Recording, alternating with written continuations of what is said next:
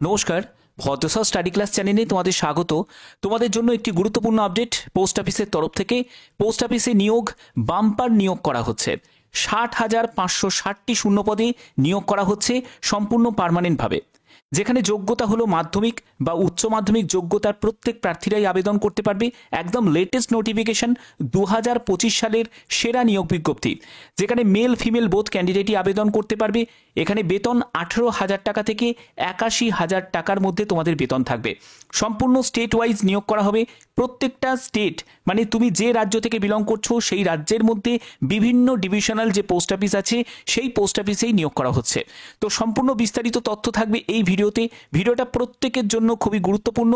তোমরা অবশ্যই কমেন্টে তোমাদের জেলার নাম এবং তোমাদের পোস্ট অফিসের নাম প্রত্যেকে কমেন্টে জানাবে। তোমাদের পোস্ট অফিসের নাম এবং তোমাদের জেলার নাম প্রত্যেকে কমেন্টে জানাবে। তো চলো ভিডিওটা শুরু করছি। প্রত্যেকটি তথ্য তোমাদের কাছে তুলে ধরছি একদম অফিসিয়ালভাবে।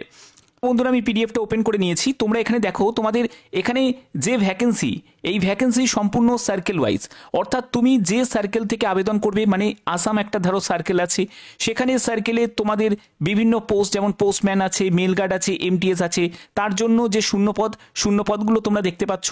তারপরে হচ্ছে তোমাদের যারা যারা তোমরা ত্রিপুরা থেকে বিলং করছো, নর্থ ইস্ট সার্কেল তোমাদের চুজ করতে হবে।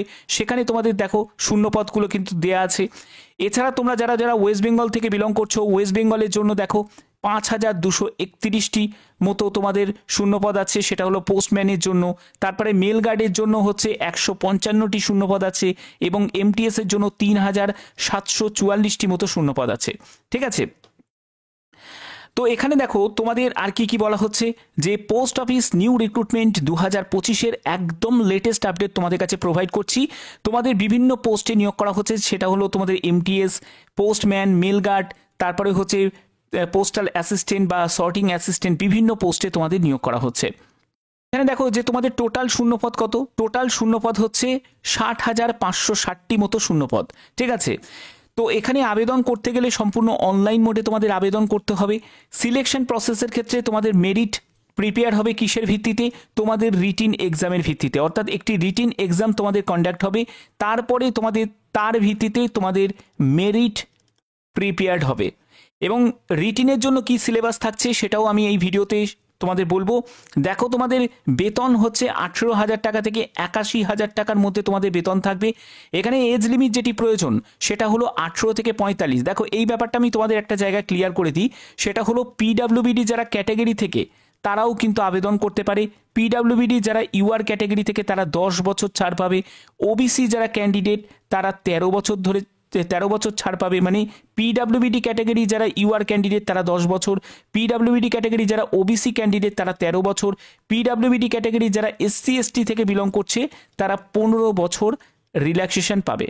আমি সেই অনুযায়ী ব্যাপারটা বলছি যে তোমাদের এজ 18 থেকে 45 বছরের মধ্যে থাকবে। এবং নর্মাল যারা ক্যান্ডিডেট তাদের ক্ষেত্রে এজ লিমিট কি থাকবে আমি সেটাও তোমাদের বলবো পরবর্তী স্টেপে। তো দেখো, এখানে অ্যাপ্লিকেশন ফিজের ব্যাপারটা বলে দিই। 100 টাকা মতো তোমাদের আবেদন মূল্য লাগবে। জেনারেল এবং ওবিসি ক্যান্ডিডেটদের, এসসি এসটি ক্যান্ডিডেটদের কোনো রকম আবেদন মূল্য লাগবে না। এখানে আরেকটা ব্যাপার তোমাদের বলে দিই, সেটা হচ্ছে ওমেন ক্যান্ডিডেটদের জন্য কিন্তু রিল্যাক্সেশন আছে। এখানে কোনো তোমাদের অ্যাপ্লিকেশন ফিজ লাগছে না। ওকে, এবার দেখো যে তোমাদের কোন পোস্টের জন্য কি শিক্ষাগত যোগ্যতা প্রয়োজন। তুমি যদি এমটিএস পোস্টের জন্য যদি আবেদন করো তাহলে তোমার এখানে যোগ্যতা হলো মাধ্যমিক পাস। তুমি যদি মাধ্যমিক পাস করে থাকো তাহলে তুমি এমটিএস পোস্টের জন্য আবেদন করতে পারবে। তুমি এখানে যদি পোস্টম্যান বা মেল গার্ড পোস্টের জন্য আবেদন করতে চাও, তোমার এখানে যোগ্যতা হলো উচ্চ মাধ্যমিক পাস। উচ্চ মাধ্যমিক পাস হলেই তুমি মেল গার্ড বা পোস্টম্যান পোস্টের জন্য আবেদন করতে পারবে।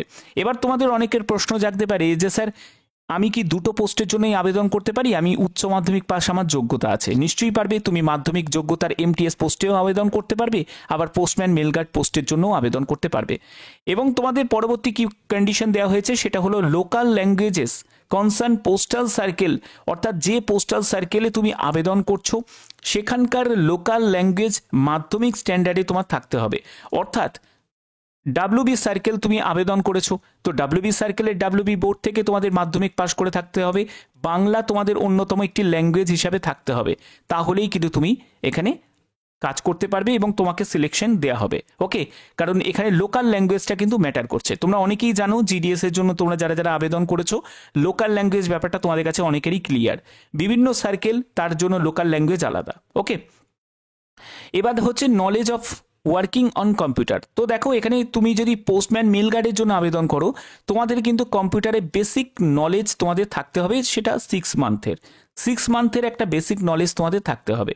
কিন্তু তুমি যদি এমটিএস পোস্টের জন্য আবেদন করো, এখানে কিন্তু কোনো কম্পিউটার যোগ্যতার কোনো প্রয়োজন এখানে নেই। এখানে শুধু মাধ্যমিক পাশ হলেই আবেদন করা যাবে। এবার হচ্ছে এজ লিমিটের ব্যাপারটা বুঝে নাও। পোস্টম্যান পোস্টের জন্য, মেল গার্ড পোস্টের জন্য 18 থেকে 27 বছরের মধ্যে তোমার বয়স হতে হবে। এখানে অবশ্যই রিল্যাক্সেশন আছে। এসসি এসটি যারা ক্যান্ডিডেট তাদের ক্ষেত্রে 5 বছর ছাড়, আর ওবিসি যারা ক্যান্ডিডেট তাদের ক্ষেত্রে বয়সে 3 বছর ছাড় আছে, এবং পিডাব্লিউবিডি ক্যাটাগরি থেকে তাদেরটাও আমি বলে দিয়েছি। তো এমটিএস পোস্টের ক্ষেত্রে তোমাদের বয়স হচ্ছে 18 থেকে 25 বছর, অবশ্যই রিল্যাক্সেশন আছে তোমাদের, সেটাও আমি ক্লিয়ার করে দিলাম।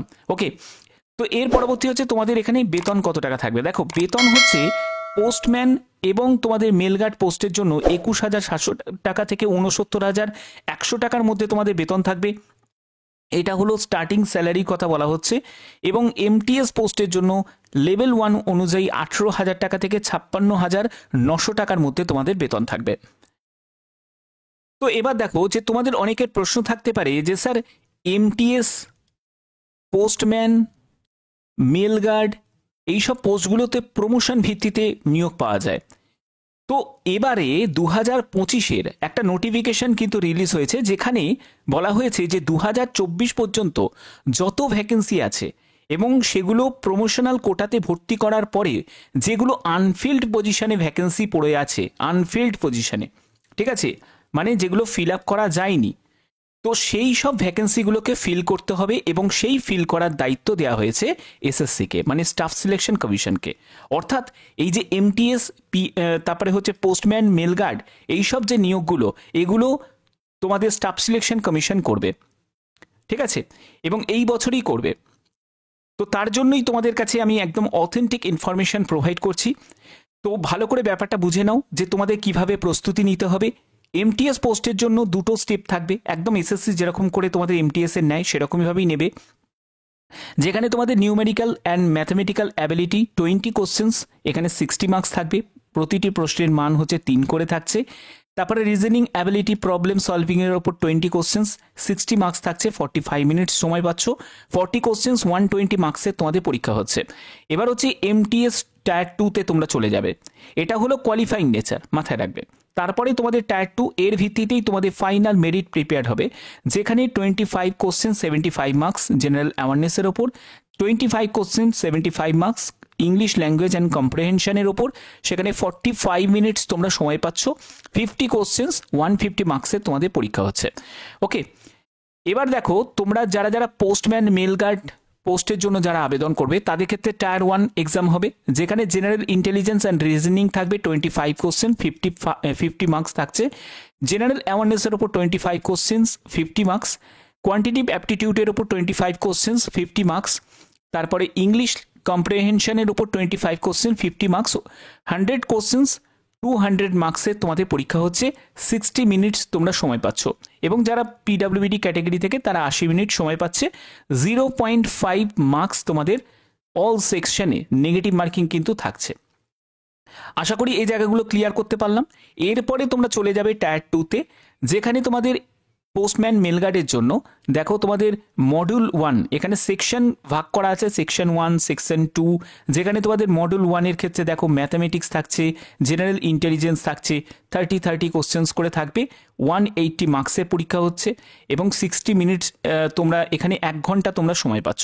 ওকে, তারপরে হচ্ছে তোমাদের মডিউল 1-এ দেখো সেকশন 2-তে সেখানে ইংলিশ ল্যাঙ্গুয়েজের ওপর এবং জেনারেল অ্যাওয়ারনেসের ওপর 40 কোশ্চেন, 20 কোশ্চেন্স থাকছে, 180 মার্কসের তোমাদের পরীক্ষা হচ্ছে।